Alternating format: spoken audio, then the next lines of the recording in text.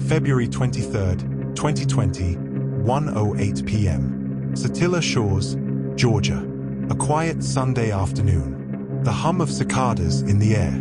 The sound of shoes striking pavement, steady and rhythmic. A 25-year-old man jogs down a two-lane street lined with pine trees and pastel-colored houses. His name is Ahmaud Arbery. He is unarmed, wearing running shorts and a white t-shirt, his stride smooth and unbroken. Jogging is his therapy, his rhythm, his way of staying grounded. But as he passes by, three white men are watching. One grips a shotgun. Another sits behind the wheel of a pickup truck. A third follows in his own vehicle, cell phone in hand. Within minutes, Ahmaud's jog will end in 3 shotgun blasts that shake the nation. Ahmaud Arbery was more than a headline. He was a son, a brother, a friend. Just months earlier, he had celebrated his 25th birthday. Known affectionately as Maud, he was remembered for his smile that lit up rooms and his love for football. In high school, he'd been a standout athlete, a wide receiver with a dream. Even as an adult, he carried that same drive, training his body with long runs. His mother, Wanda Cooper-Jones, often watched him lace up his sneakers and take off into the streets of Brunswick, Georgia. Running wasn't just exercise. It was his way of thinking, of dreaming, of feeling free. On that Sunday afternoon, February 23rd, he left home for another jog. What he couldn't have known was that his ordinary routine was about to collide with suspicion, prejudice, and a deadly form of vigilante justice. Gregory McMichael, 64, was a retired investigator for the local district attorney's office. His son, Travis McMichael, 34, was an ex-Coast Guardsman. Together, they lived in Satilla Shores, a predominantly white neighborhood. That day, they saw Ahmaud jogging and decided, without evidence, that he resembled a burglary suspect. They didn't call the police. They didn't wait for backup. Instead, they armed themselves. Gregory grabbed his .357 Magnum revolver. Travis took his 12-gauge shotgun. They jumped into their white pickup truck and gave chase. 1:05 p.m. William Roddy Bryan, a neighbor, noticed the commotion. Rather than calling authorities, he joined the chase, trailing the pickup in his own vehicle. He pulled out his cell phone and pressed record. That decision, to film instead of help, would later become central to the entire case. As Ahmaud ran, the sound of engines roared behind him. The McMichaels closed in, accelerating past him, cutting him off. Ahmaud dodged, heart pounding, trying to outmaneuver the truck. But they swung around again, blocking his path. The video would later reveal the terror of those minutes. Ahmaud, sprinting, his chest heaving. The McMichaels, circling like hunters. Bryan, recording every second, his camera steady as though he expected what was to come. 1:08 p.m. Holmes and Satilla Drive. The white pickup skidded to a stop. Travis jumped out, shotgun in hand. Ahmaud veered left, then right, looking for an escape. There was none. He lunged, desperately trying to push the weapon aside. A struggle, a deafening blast. Then another, then a third. The final shot tore into his chest. Ahmaud staggered. He tried to stay upright. His legs buckled. He collapsed face first onto the hot asphalt. The cell phone camera did not look away. His final breaths, recorded. His life, ended.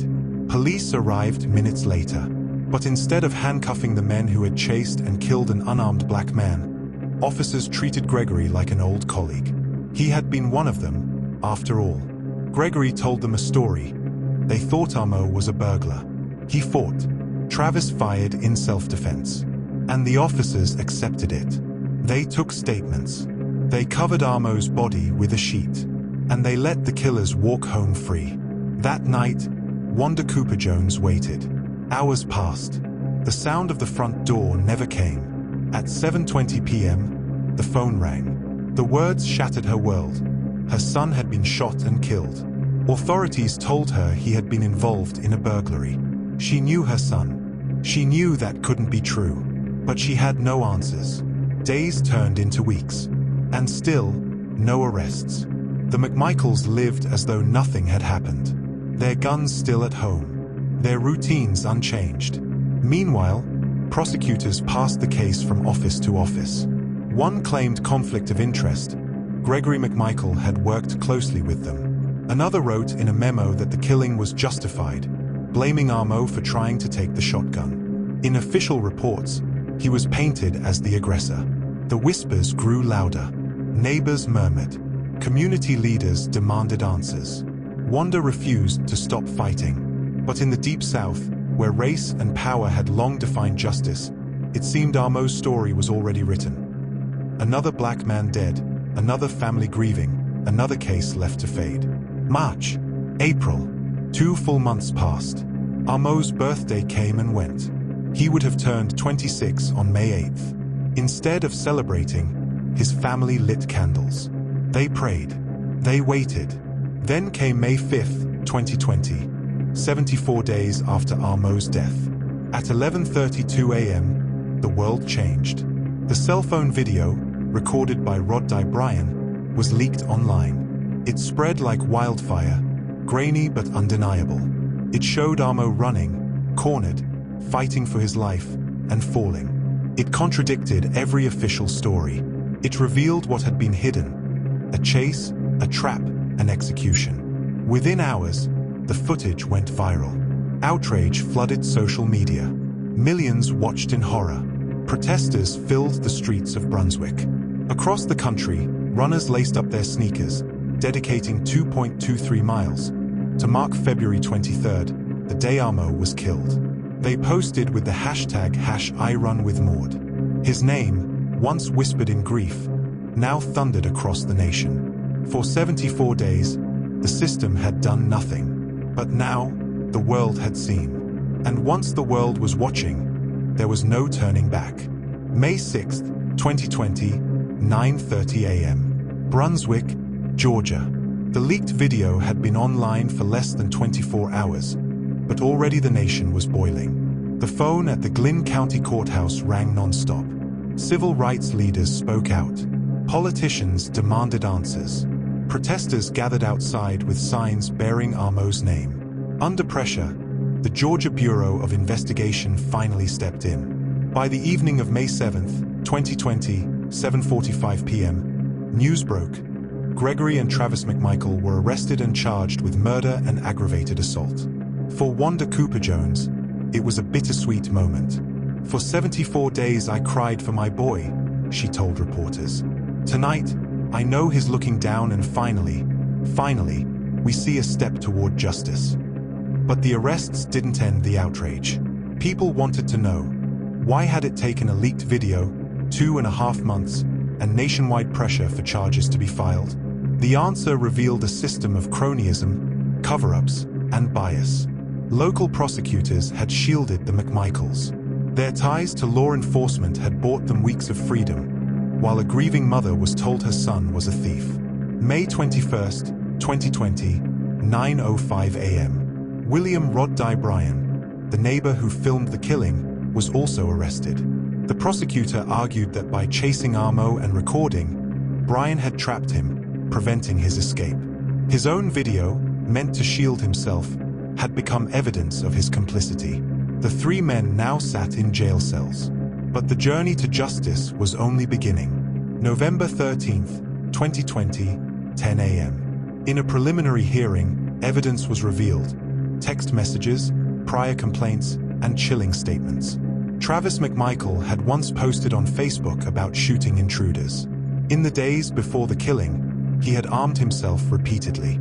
It became clear that Ahmaud had been targeted not because of evidence of crime, but because of skin color and suspicion. The defense argued self-defense. They claimed the McMichaels were making a citizen's arrest. But Georgia's citizen's arrest law dated back to the Civil War, written at a time when white men hunted enslaved people who fled plantations. Now, in 2020, that same law was being twisted to justify chasing down a black man on the street. November 3rd, 2021, 9 a.m. The murder trial began in Glynn County Court. National media swarmed Brunswick. The courtroom filled with lawyers, reporters, and community members. The defense team struck controversy early by attempting to limit black pastors and civil rights leaders from attending. The prosecution laid out their case with chilling simplicity. Ahmaud Arbery was unarmed, running for his life, and killed without cause. Over 8 days, the jury watched the cell phone video frame by frame. They heard testimony from investigators who described Ahmaud's final wounds. They listened as experts dismantled the claim of self-defense, pointing out that Ahmaud never held a weapon, never made a threat, never entered a home. November 24, 2021, 2:10 p.m. The jury returned with its verdict after 11 hours of deliberation. The courtroom fell silent as the foreperson read the decision. A Travis McMichael, guilty on all counts, including malice murder. A Gregory McMichael, guilty on felony murder and other charges. A William Rod Dye Bryan, guilty on felony murder and aggravated assault. Wanda Cooper Jones wept. She later told reporters, "I never thought this day would come. Thank you, God. My boy got justice." Outside the courthouse, the crowd erupted in cheers, chanting Ahmaud's name. January 7, 2022, 10:15 a.m. Sentencing day. The judge looked each man in the eyes before delivering his ruling. Life in prison for Travis and Gregory McMichael without parole. Life for William Bryan, with the possibility of parole after 30 years. The weight of the sentence was historic, but the case wasn't over. February 22, 2022, 3:45 p.m. Federal Court, Brunswick. The 3 men now faced federal charges, hate crimes and attempted kidnapping. This trial dug deeper into their motives. The jury was shown racist texts and social media posts. They heard testimony about the culture of prejudice and fear that fueled the McMichaels' actions. The conclusion was undeniable. Ahmaud had been targeted because of the color of his skin. The verdict: guilty on all federal hate crime charges. In August 2022, all 3 were sentenced again. Travis and Gregory to additional life terms, Bryan to 35 more years. For Wanda, justice had come in waves. Painful, slow, but undeniable. Standing outside the courthouse, she said, "Ahmaud didn't die in vain. His name has changed the law. His name has changed this country." She was right. In the wake of his killing, Georgia repealed its Civil War-era citizens' arrest law. The case forced America to re-examine vigilantism, racial profiling, and the thin line between community safety and cold-blooded murder. But perhaps the most haunting part of Ahmaud's story is that without the leaked video, none of this may have happened. For 74 days, silence protected his killers. It was only when the world saw the truth that justice stirred. February 23, 2023, 1:08 p.m. 3 years to the minute after her son was shot, Wanda stood at the same street corner where Ahmaud fell. She laid flowers on the pavement, surrounded by friends, family, and strangers who had come to honor his life. The cicadas still hummed. The road looked the same, but everything had changed. This is not just the story of a murder. It is the story of how evidence, one shaky cell phone video, tore open a conspiracy of silence, how a grieving mother refused to give up, and how a nation confronted the uncomfortable truth about race, power, and justice. Here at Crimes Uncoded, we're not just telling crime stories. We're breaking down the legal codes that define them. Make sure to subscribe, because next up, the perfect murder and the law that couldn't touch it.